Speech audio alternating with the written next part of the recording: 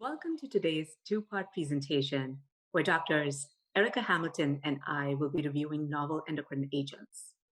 I'm Komal Jhaveri, and I'm a breast medical oncologist at Memorial Sloan Kettering Cancer Center in New York. I serve as the section head for the Endocrine Therapy Research Program, and I'm also the clinical director for our Early Drug Development Service. So first, I will walk you through on the success story of targeting the estrogen receptor pathway and discuss the rationale for developing novel endocrine agents and where we see them fit in our currently existing treatment paradigm. Dr. Hamilton will then walk us through the clinical data for these various endocrine agents, including novel SERDs, novel serum estrogen receptor modulators or SERMs, SERCAs, PROTACs, and CERANs. The endocrine pathway or the estrogen receptor remains really a critical target for patients whose tumors have estrogen dependence. And the treatment landscape for the hormone receptor positive breast cancer patients has really steadily evolved over the past century. It was about 100 years ago when Sir George Beatson, for the very first time in 1896, described regression in chest wall nodules in a patient with metastatic breast cancer who had oophorectomy. And it took us about 100 years after that to get approval for the very first endocrine agent, tamoxifen, a serum estrogen receptor modulator that inhibits the transcription of ER target genes that drive cellular proliferation.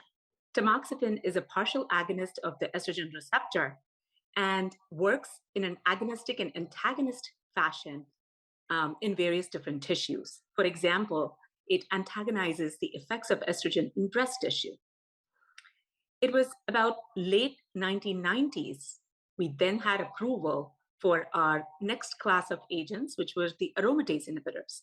And these inhibit the conversion of androgen to estrogen in the body by inhibiting the enzyme aromatase. And they've been approved for our postmenopausal women, and we've been utilizing them both in late and early stage ER-positive breast cancer.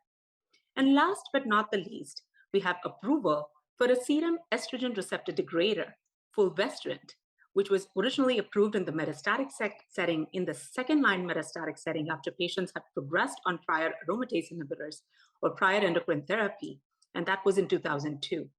But it was not until 2010 when we learned the right dose that we use for fulvestrant in clinic, which is 500 milligram intramuscular injections in the buttocks every month.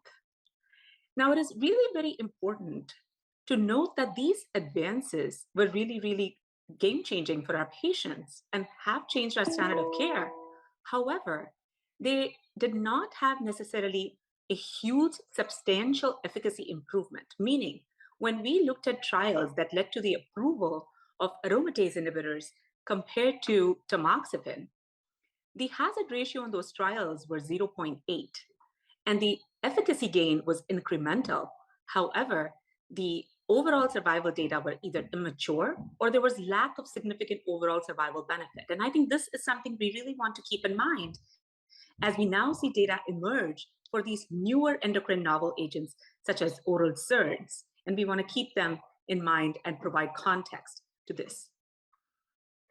Now, there are certainly challenges that we face with this currently approved agents such as tamoxifen, aromatase inhibitors, and fulvestrant. And these treatment challenges really arise from the limitations of these agents, which are not limited to its toxicity profile, but also to its pharmacological limitations.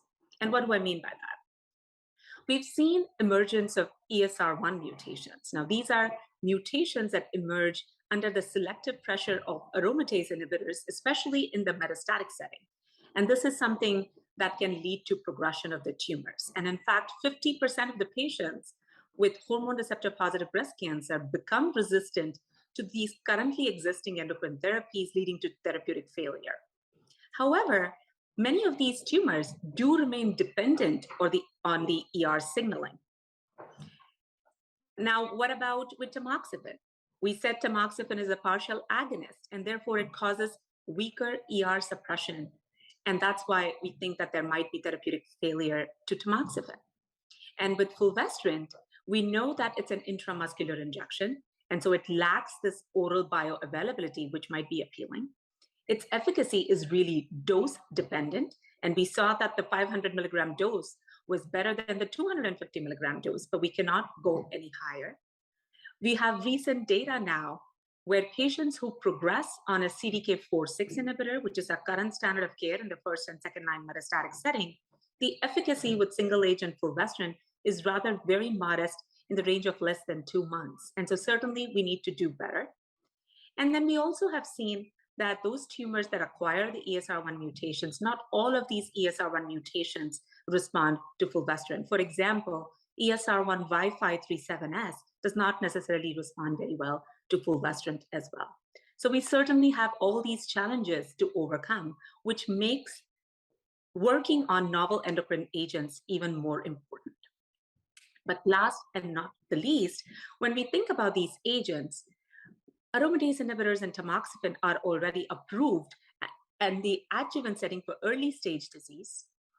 And in the early stage disease, due to the toxicities of these agents, for example, we see hot flashes, we see arthralgias, myalgias. Patients really are not able to tolerate this, and the non-adherence rate can be really high.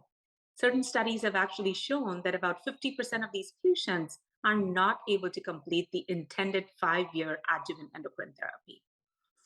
And because of that early discontinuation, there is a 45% increased risk of a disease-free survival event in the early stage. And so we certainly need to do better. And because of that, the work that has been done over the past decade to develop optimal endocrine agents that can overcome the current existing issues, the current toxicity issues, the current adherence issues, the current endocrine resistance mechanism issues, and the pharmacological limitations, we have these exciting molecules, of which the oral SERDs are in furthest development.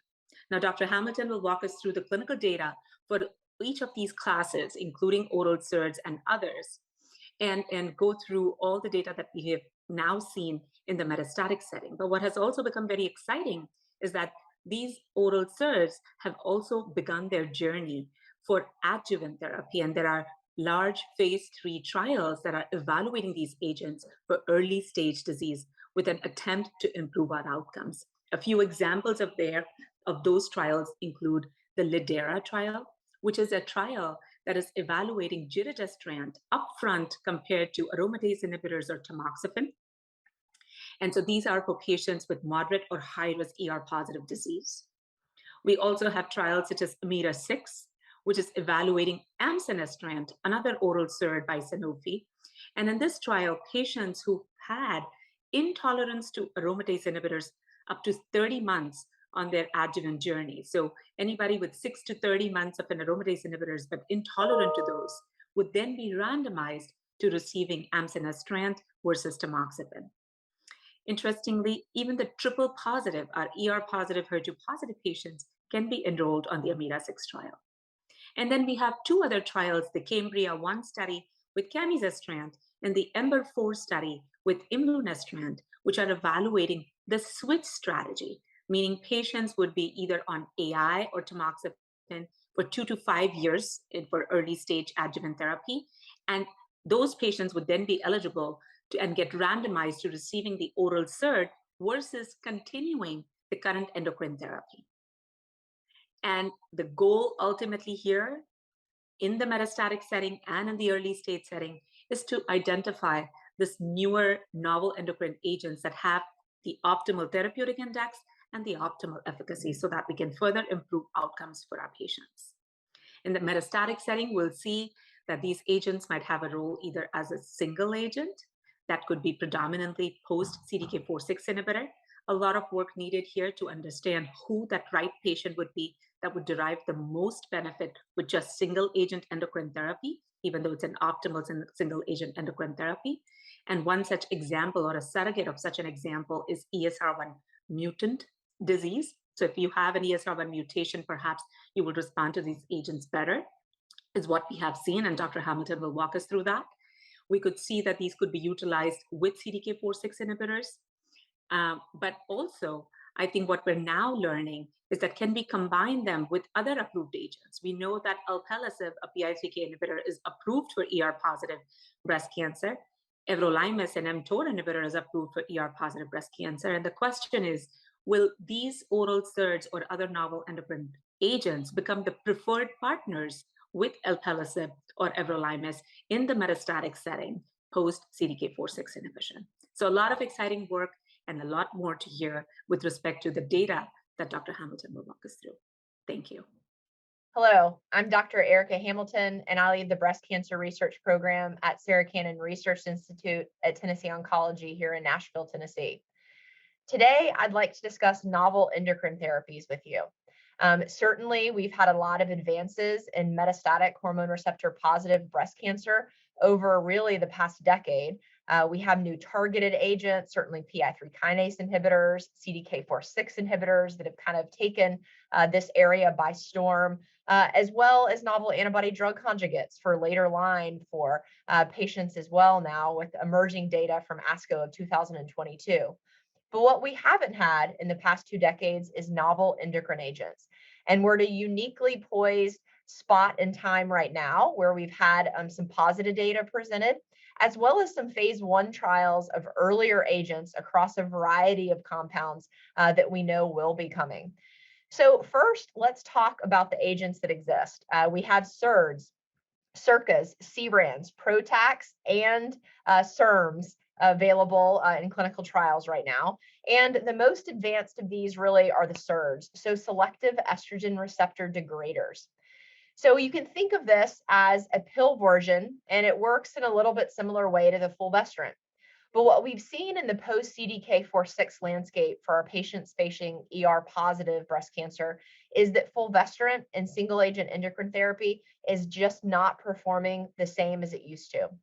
We have data from Emerald that we'll talk about, as well as Veronica that really looked at fulvestrant with or without the addition of a medication called venetoclax that was a negative trial. But the progression-free survival of fulvestrant alone in patients that have already seen CDK4/6 inhibitors in the first line is less than 2 months. And obviously, this is not good enough for our patients. So the novel oral SERDs we think are more active. They have the advantage of being active also in patients that have ESR1 mutations. And finally, they also are oral, which is obviously very convenient for our patients not to be having intramuscular administrations of fulvestrant. So our first trial that reported activity with SERDs was Emerald. The Emerald study was presented with elacestrant versus treatment of physician's choice endocrine therapy, had aromatase inhibitors as well as fulvestrant as options. And this was a positive trial. It improved progression-free survival from 1.9 months up to 2.8 and was statistically significant. Now, to be quite honest, I think we were all a little bit disappointed in the magnitude of benefit. And when we really dove in and looked at this trial, it looked like there was a good amount of patients that didn't derive benefit from either arm, from endocrine therapy in general. And what we're learning is that some patients post AI and CDK4/6 are really endocrine resistant at that point and probably are not appropriate for further endocrine therapy, but we haven't gotten quite sophisticated enough to be able to pick out who those patients may be. If we also look at the Emerald trial, if we select for those patients with ESR1 mutations, our magnitude of benefit is improved. It's larger. So it went from 1.9 months, again, with fulvestrant or the endocrine agents in the standard of care arm, up to 3.8 months with elacestrant. So certainly by picking out patients that have ESR1 mutations, we may be selecting patients that are more driven by estrogen, so driven by estrogen that they have this ESR1 mutation that has emerged, and a way to select patients that may have greater benefit.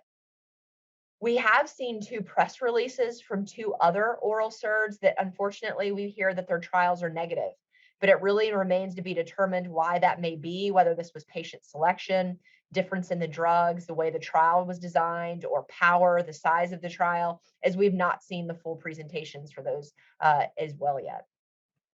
We also saw a unique trial called PATA-1 recently. And PATA-1 looked at patients that were receiving first-line aromatase inhibitors in combination with palbociclib, and they followed them serially for emergence of an ESR1 mutation.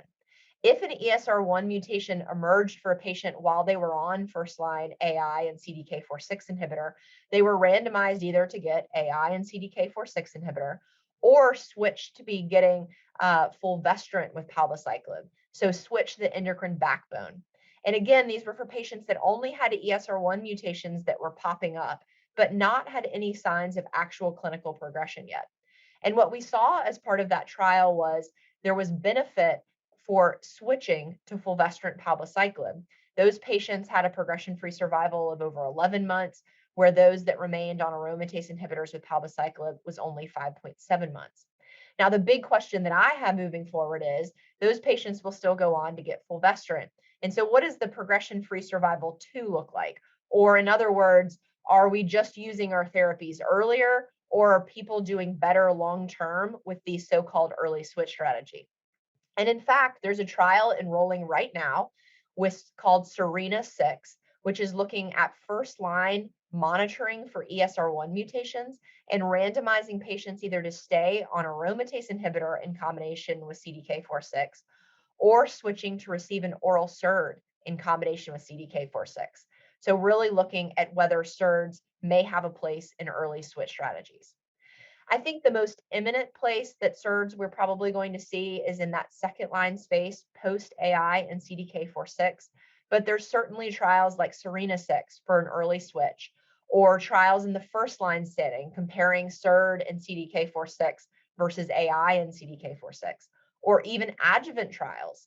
Fulvestrant actually beat aromatase inhibitors in the adjuvant setting, but by the time we figured out the exact dosing of fulvestrant and that we really needed to be giving 500 milligrams instead of 250 milligrams, patent life was out and the large registrational trial was never done, where I think we would probably all be using fulvestrant in the adjuvant setting instead of aromatase inhibitors. Briefly, I'd also like to just talk about some of what I called SERD cousins. So not SERDs, but also endocrine agents that work in a little bit different fashion. We have PROTAC, and this is a proteolysis targeting chimera. It's essentially a unique molecule that binds the estrogen receptor and then recruits E3 ligase. When it recruits the E3 ligase, it ubiquinates the estrogen receptor, which is essentially a fancy way intracellularly to flag the estrogen receptor for destruction. And so when this happens, the PROTAC essentially enables the cell to recognize the estrogen receptor, chew it up, and spit it out, is how I explain it to patients. We've seen data from ARV-471. This was a phase 1 trial, heavily pretreated patients who had a median of 4 priors. All had seen CDK4/6 inhibitor. Over 80% had seen SERD, whether that was fulvestrant or an oral SERD. And our clinical benefit rate here was 40%. They have expansions with ARV-471, and they also have expansions in combination with palbociclib. So I think that's a compound that we'll hear more about. Additionally, we've also seen recent data at ASCO for a SERM. So a SERM is a selective estrogen receptor modulator. We have a compound, an oldie but goodie, tamoxifen, which also fits in this category. But lasofoxifene was initially developed for vulvar vaginal atrophy. And they noted it had prevention and treatment of breast cancer characteristics. And so ELAINE-2 was a clinical trial that was a single arm trial looking at lasofoxifene in combination with abemaciclib for patients that had already seen CDK and AI, so essentially second line. 97% of patients had already seen a CDK4/6 inhibitor, and about half of patients had actually already been on chemotherapy. The progression-free survival here was 13 months, which I really think was very impressive to a lot of us. The overall response rate was 50%. So being a single arm trial, we can't fully kind of tease out what was the benefit of switching AI from one to abemaciclib or switching endocrine backbone to lasofoxifene, but certainly the combination of lasofoxifene with abemaciclib was quite exciting. So they have other trials underway as well. An additional endocrine therapy is the SERCA, or selective estrogen receptor covalent antagonist. It irreversibly binds without actually degrading the estrogen receptor. So it just causes an antagonistic conformational change. In the phase 1 trial, again, this was a heavily pretreated population, a median of about 3 priors. Almost 90% of patients had seen a CDK4/6 inhibitor. About 3/4 had seen fulvestrant, and a very similar clinical benefit rate here of about 40%. Progression-free survival was just shy of about 4 months. But again, if we select for patients that had clonal ESR1 mutations as a mechanism of resistance to previous endocrine therapies, our progression-free survival was lengthened to 7.3 months. So certainly we're going to be seeing more with that compound as well. And then finally, I'd like to talk about a CERAN, or a complete estrogen receptor antagonist. This turns off both AF1 and AF2 within the estrogen receptor. So both activation functions instead of just one, which is where most endocrine agents act. Similar story, the phase 1 included patients that were heavily pretreated. 50% of patients had seen at least 3 prior lines of therapy, almost universal CDK4/6 inhibitor, about 70% of patients having received prior fulvestrant, and the clinical benefit rate again here quite similar at 38%. So where do we go from here? I think in the coming years, we're probably going to have new endocrine agents for ER positive breast cancer for the first time in decades, which is certainly very exciting. Being able to now combine our targeted agents with a new endocrine backbone. I think certainly we're all recognizing that fulvestrant and single agent endocrine therapy is not performing as well as we want it to for our patients who almost universally now are post AI and CDK4/6. Probably first to the stage is going to be our oral SERDs. And again, really, there's a lot of places these agents may end up. May end up second line after AI, CDK4/6, may end up in combination with CDK4/6 and replace aromatase inhibitors for metastatic disease. Certainly could be an early switch strategy. And we may even see end up in the adjuvant setting as well with trials ongoing. Thank you so much for joining.